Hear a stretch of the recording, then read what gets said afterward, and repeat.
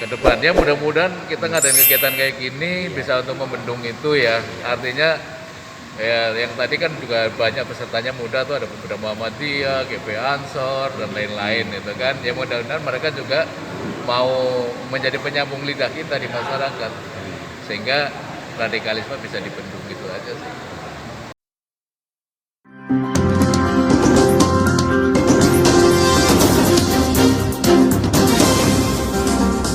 Audio Jungle. Kita lanjutkan berikutnya untuk narasumber berikutnya dengan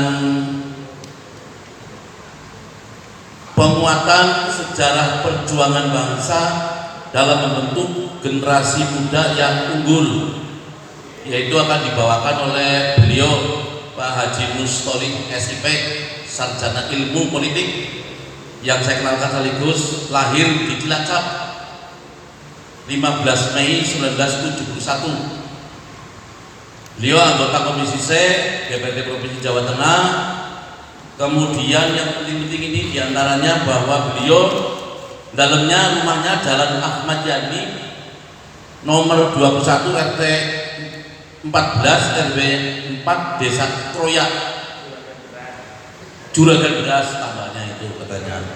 Jadi kalau yang mau bisnis link beras monggo hubungi Kecamatan Kroyak, Kabupaten Cilacap. Kroyak monggo Juragan Beras katanya ini Pak Haji Samirun. Jadi mau karena link bisnis, link apa monggo lah, namanya wakil rakyat, wakil kita yang di provinsi itu. Kemudian nanti yang lain-lainnya tentu beliau ini dari PAN. Jadi tadi saya mendengarnya walaupun fraksinya berbeda-beda, tapi Bhinneka Tunggal Ika itu kebangsaan, sehingga ini dalam hal pembinaan seperti ini sudah kompak beliau satu tim. Ya gelap-gelap nangan biasa, guyonan biasa. Ini biasanya rakyat kaget loh. Kalau kita yang kaget beliau yang kita bercanda ya bagaimana gitu. Monggo Pak Haji dipersilakan. Oh di sini saja monggo siapa. Bismillahirrahmanirrahim. Assalamualaikum warahmatullahi wabarakatuh. Tapi alhamdulillah kesempatan mengagendakan pertemuan-pertemuan kayak gini, jadi kita bisa berkomunikasi dengan masyarakat. Biasanya DPR kan sok takut ya kalau turun ke bawah dekat ke masyarakat, tapi sekarang insya Allah sudah enggak ya.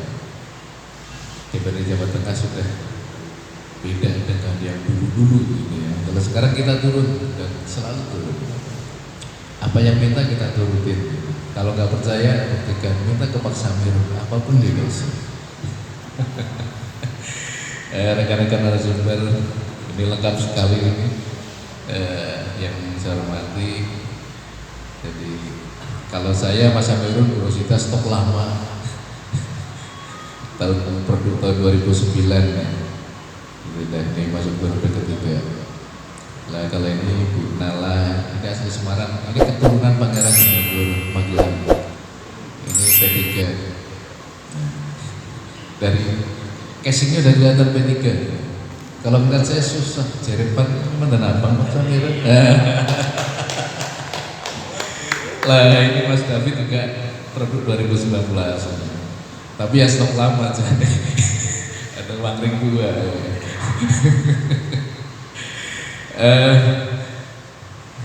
Bapak Ibu semuanya, para rawuh, seluruh unsur masyarakat Jeruk Putih teman-teman. Ya, makanya asli Pak, ini saya itu dari jeruknya, saya itu manis, begitu. Enggak, ini enggak impor, ini kayaknya kebetulan sini asli. Jeruk Puik ya, namanya jeruk ini. Iya, santan dari ini lengkap, alhamdulillah. Senang bisa bersilaturahim. Ada yang sepuh, ada yang setengah sepuh, ya. Ada yang muda. Semuanya aja. Materi saya adalah penguatan membangun karakter, mengacu kepada sejarah. Ya. Tadi Pak Samirun sudah sebagian sudah menyampaikan. Sejarahnya sudah disampaikan. Jadi tinggal Mbak itu menjadikan sejarah sebagai fondasi kita untuk membangun karakter. Nah, Jadi Pak Samirun, kalau Pak Samirun ya PDI tapi ya jadi buyanya kayak gitu mas, kalau sama teman-teman keluarga itu katanya saya oposisi gitu ya. Ki guyon di aja terlalu serius Pak Samirun. Iya, kalau Mas David NU istrinya Pak Samirun NU, Madan Muhammadiyah istrinya NU. Mbak Nala suaminya NU banget, Bu Rosita apa Maneng gitu ya. Saya pemuda Muhammadiyah tapi istri saya Muslim. Kepatayan gitu ya. Siapa yang lebih nasionalis itu?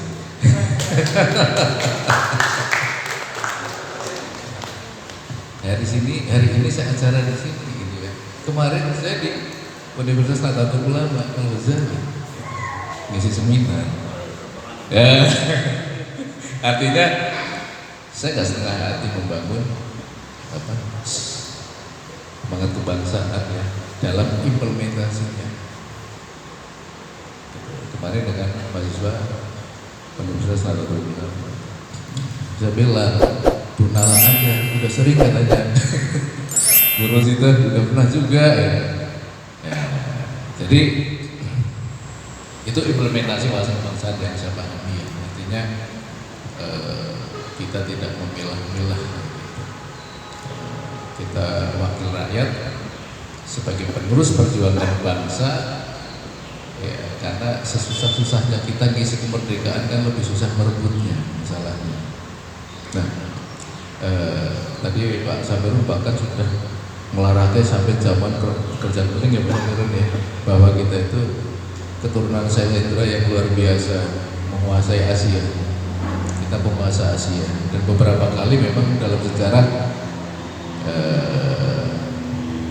awal berdirinya Majapahit kita pernah juga meskipun dengan sedikit muslihat ya mengalahkan pasukan Kublai Khan waktu itu.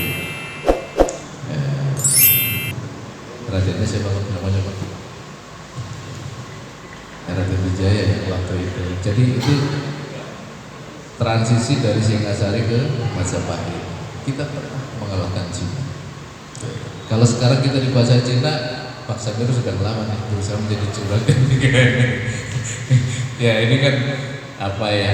Ya bentuk-bentuk yang bahwa kita bukan masalah apa-apa.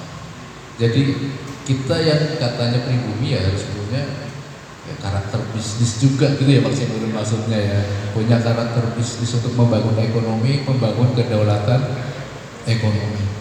Mohon maaf ini saya mungkin agak sedikit ya, artinya lari-lari mas terkait gitu, karena saya ingin menyampaikan hal yang terpenting ya, dalam artian yang saya pahami ketika dulu kita di pembelajaran sejarah, mungkin kita sama lah yang produk-produk kita ini buku sejarahnya panduannya sama, sudah banyak manipulasi maksud saya gitu kan, banyak hal yang ditutupin dari fakta sejarah, karena biasanya sejarah itu ya rezimnya siapa yang ditampilkan ya sesuai dengan kepentingan rezim, itu udah biasa. Tapi kan kita hidup di masyarakat yang nyata, artinya mestinya kita juga memahami secara nyata dan apa adanya. Nah itu. Jadi harapan kita ya setelah acara ini kita itu memahami bahwa yang pertama mengacu kepada sejarah, bahwa nilai-nilai kebangsaan itu sesuatu yang wajib ya, yang wajib terbentuk pada diri kita, wajib, karena hanya dengan nilai kebangsaan itu kita bisa bersatu untuk melawan penjajahan Belanda. Gitu. Tonggaknya Budi Utomo, Sumpah Pemuda, gitu ya. Tonggaknya ya. Budi Utomo 1908. Kalau sejarahnya yang belakang-belakang kan tadi sudah disampaikan Pak Samirun. Jadi saya ambilkan dari situ. Jadi ketika banyak raja-raja kita memberontak, sebenarnya bukan memberontak ya. Kalau menurut saya bukan memberontak. Raja-raja kita ingin menegakkan kedaulatan. Ya kan, mereka nggak berontak, bukan berontak. Berontak itu kalau dikuasai secara artinya kalau menurut saya mereka itu menegakkan kedaulatan. Diponegoro bukan berontak, dia menegakkan haknya, gitu kan. Karena tanahnya dicuri sama Belanda, atau kalau dicuri Belanda kan gitu ya, Pak. Nanti keturunan langsung nih akan menyampaikan. Nah, jadi kalau nggak keturunan Diponegoro nggak mungkin jadi DPR di Dapil Cilacap banyak pas pendatang. Karena keturunan Diponegoro, spiritnya ini ya, spiritnya. Nah, jadi membangun karakter bangsa, ya ujungnya adalah nilai-nilai kebangsaan. Dan ini menjadi penting ya, karena jujur aja lah kita juga harus akui di saat era-era dulu lah, era-era kerajaan gitu ya. Jadi ketika berantem dengan internal, jadi misalnya sebuah kerajaan ada dinamika ya, ada dinamika politik internal itu, kemudian berantem. Salah satu nanti akan meminjam tangannya Belanda, company waktu itu VOC ya bahasa Belanda, untuk menggulingkan yang ditarget itu, perebutan kekuasaan waktu itu selalu melibatkan company. Jadi unsur-unsur pecundang itu ya, itu selalu ada. Sampai sekarang juga masih ada. Ini yang harus kita pahami. Artinya apa? Ketika nilai-nilai kebangsaan, karakter kebangsaan tidak bisa terbentuk pada diri kita, sampai kapanpun kita akan menjadi bangsa pecundang. Yang masih terasa sampai detik ini adalah jiwa Irlander ya, jiwa Irlander, jiwa Buddha, jiwa pemain Trimononut gitu ya, Trimononut, jiwa upahan, sampai dengan di demokrasi yang kita laksanakan itu, suara upahan ya, terima tiongkosi lah beres. Ya nek pas cocok berapa pilih, memang suka sama Mbak Nala, pilih Mbak Nala sama Mbak Nala Jupai, itu berkah namanya ya. Lah sama-sama sing penting sing bayar lah, itu masalah gitu kan. Sama-sama sing penting sing bayar. Itu masalah gitu. Jadi demokrasinya demokrasi upahan. Padahal maksud kita awal reformasi itu membangun demokrasi yang terbuka gitu ya.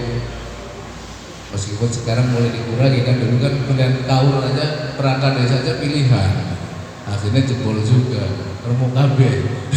Akhirnya disederhanakan lagi gitu kan, tinggal pilkada saja, pilkada bupati, gubernur dan presiden dan wakil rakyat gitu. Jadi jiwa-jiwa semacam itu yang membuat demokrasi kita juga tidak seperti yang kita harapkan. Ini bukan masalah siapa harus memilih siapa loh ya.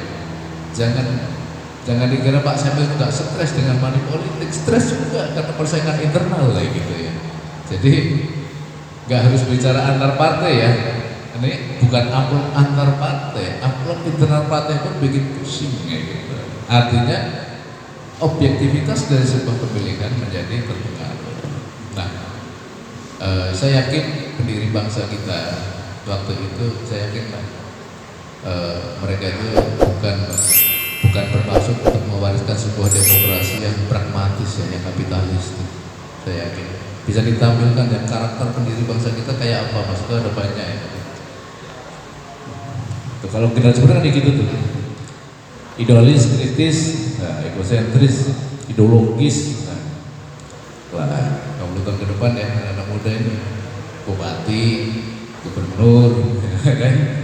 Kalau bupatinya dari Ansor, gubernurnya dari dari Pemuda Muhammadiyah, terus kayak was, tapi kok bojone ini bojo Pataya, ini bojo enak gitu kan? Kayaknya mas gampang gitu, jebul deh bojo Pataya mas enak gitu. Yang baras, nak NU bisa melebu nak Muhammadiyah bis apa maning gitu kan? Enak karena belum money politik amplop 4 sembilan. Ya, tapi ya gue jadi saya sekarang lebih bisa menikmati tahlilan. Dan saya nggak setengah hati kok, saya bangun spirit kebangsaan itu ya tak dimulai dari dalam rumah kan, rabi ya karena muslimat itu guna. Ternyata memang artinya itu harus sederhana kan, semua beristri atau bersuami gitu. Tapi berkah itu, karir politik lancar gitu Pak Semiron, ya 3 periode tanpa cinta gitu. Lapar bideng mbak, kebutuhan apa sih?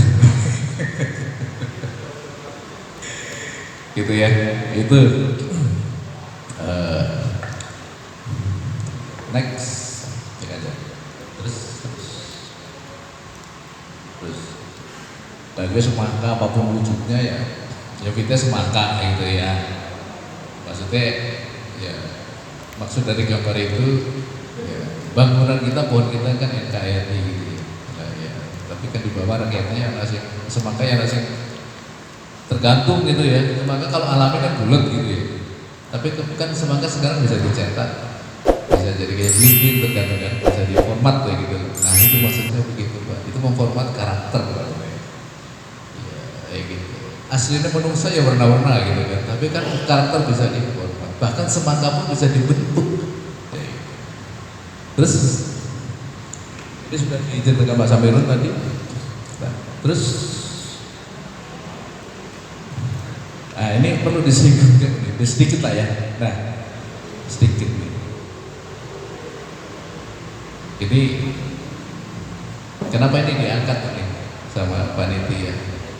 Negara kita kaya raya, maksudnya SDM-nya bagus, sumber daya alamnya bagus, tapi kita kok miskin Pak ya, gitu ya. Nah, kira-kira kenapa? SDM rendah, cari ini. Tapi kita sudah lama loh ya, wajib belajar kita sudah 12 tahun, bahkan banyak sarjana nganggur gitu. Sekarang ini, kenapa SDM dikatakan rendah? Ini masalahnya di mana? Ini mungkin nanti bisa jadi bahan diskusi. Kemudian strategi pembangunan tidak mengarah kepada, nah ini mungkin ya yang kedua Pak, strategi pembangunan kita itu tidak tepat sasaran gitu. Karena sekarang itu kita negara itu kadang-kadang penguasa gitu ya, itu lebih condong kepada aspek pencitraan diri untuk kepentingan politik berikutnya daripada membuat sebuah kebijakan yang pas untuk kepentingan masyarakat. Itu masalahnya. Jadi mestinya kan ya orang dipilih jadi pemimpin ya sudah bekerja sesuai dengan amanat rakyat.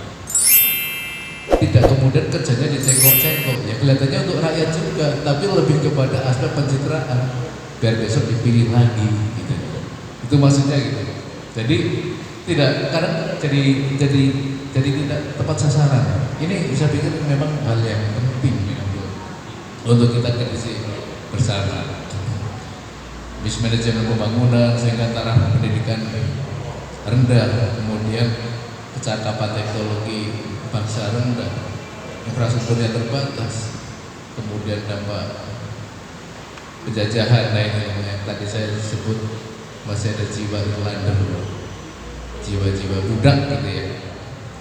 Apakah ini efek penjajahan semata? Saya pikir enggak juga. Kemudian kesadaran sejarah bangsa itu lemah, yang tidak percaya diri.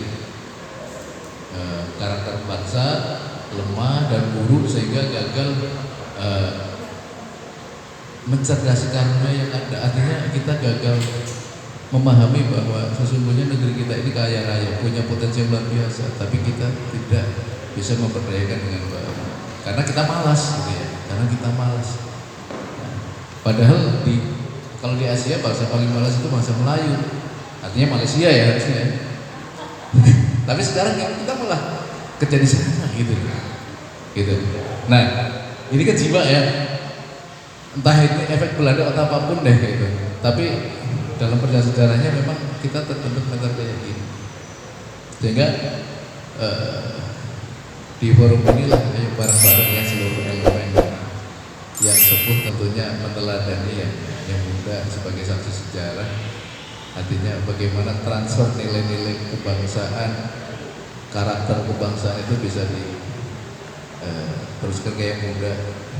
Yang Ansor tetaplah di Ansor, yang pemuda Muhammadiyah tetaplah di pemuda Muhammadiyah, dan juga yang kelompok non muslim juga tetap bersatu gitu ya, bersatu. Artinya kita bersatu pun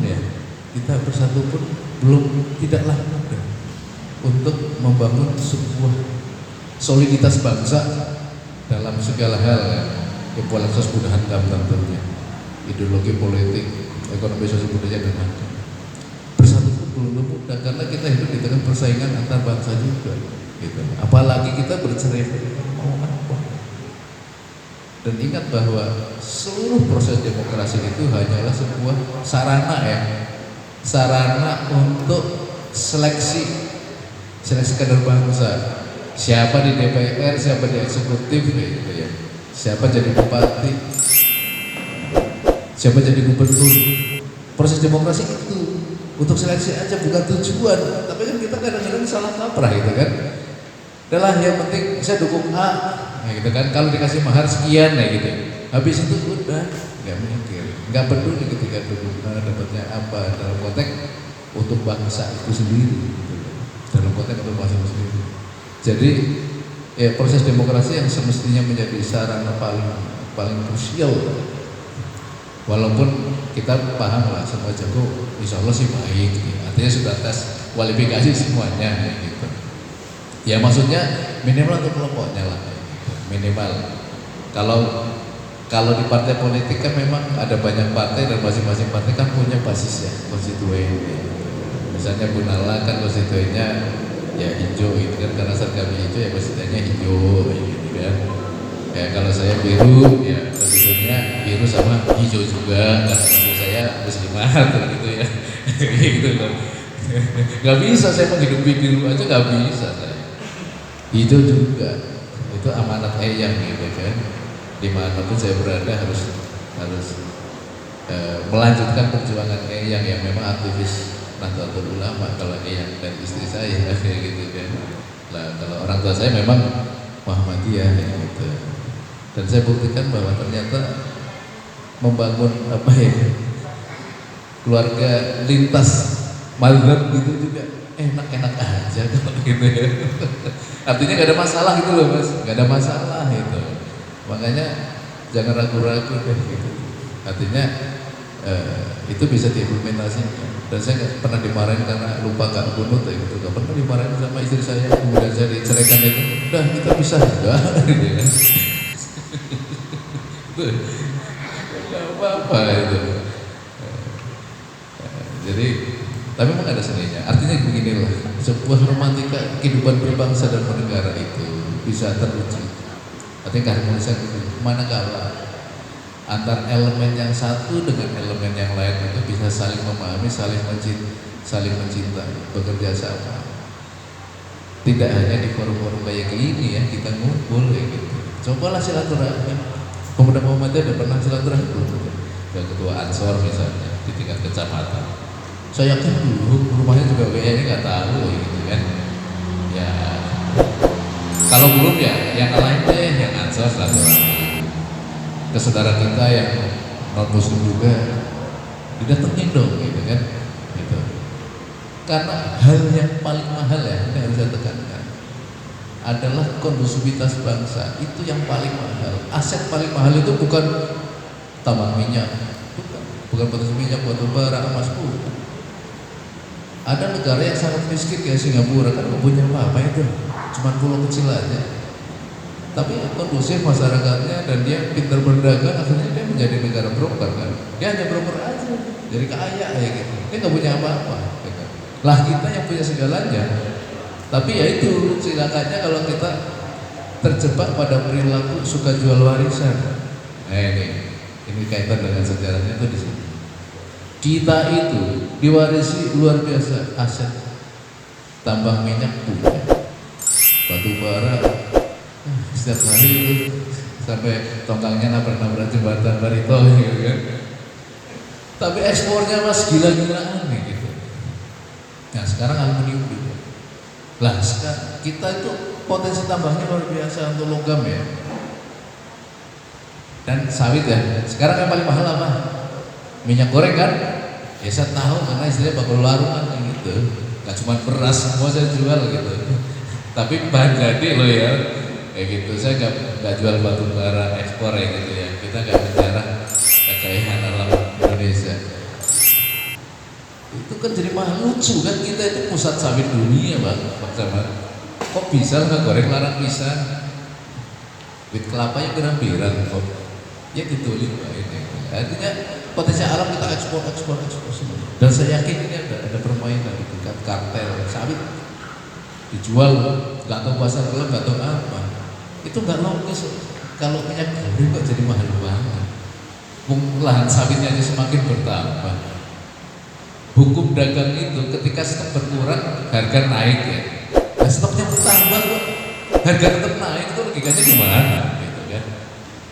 Kita punya Krakatau Steel Parindo aja. Tapi sekarang orang mau bangun yang tadinya besi 12 dapat ya kita beli, sekarang 8 kurus kan Pak harganya itu. Ini ada apa ya? Nah, tentu ketika kita kemudian sebagai generasi penerus bangsa hanya pinternya jual warisan, ya semuanya jual mentah ya, maksud saya diekspor mentah, batu bara apa ada yang lepas, biji besi ya kita dulu ya sepanjang pesisir selatan kan ada itu pasir besi kan, ekspor juga Cina semua ekspor mentah semua. Habis di negeri ini, padahal di sana mereka bikin gunung batu bara, bikin gunung pasir besi lah. Giliran kita habis mereka bikin ekspor ke sini Pak, dibalikin itu semua dari sini gitu. Nah, inilah. Jadi kalau karakter kebangsaan tidak terbangun pada diri kita gagal membangun itu pada generasi muda itu. Kasihan. Saya yakin leluhur kita pendiri bangsa menangis. Saya yakin. Ingat yang NU pergerakan itu dulu berasal dari pesantren ya, perlawanan terhadap penjajah itu. Pergolakan Muhammadiyah juga, ingat Jenderal Sudirman itu siapa, spirit kebangsaannya. Ada Kasman Singodin Menjo sebagai pelopor gerakan cinta tanah air kan, di 10 Waton itu kan gerakan cinta tanah air dipahami. HW itu bukan tukang terabenda, HW itu agen kebangsaan. Mbahnya Mas Hendri kan ya pendekar Babu Rucing dari Temanggung itu, PKB itu artinya luar biasa gitu kan. Nah, dan juga dukungan-dukungan dari kelompok yang lain juga saya yakin.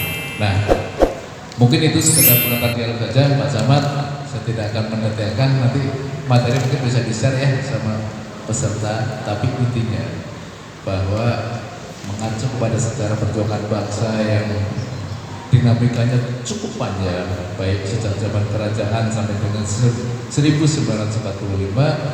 satu-satunya tujuan yang hendak diwujudkan oleh pendiri bangsa adalah melindungi segenap bangsa Indonesia dan seluruh tumpah darah Indonesia, memajukan kesejahteraan umum, mencerdaskan kehidupan bangsa berdasarkan dan seterusnya. Hafal ya, kita wujudkan itu secara nyata deh.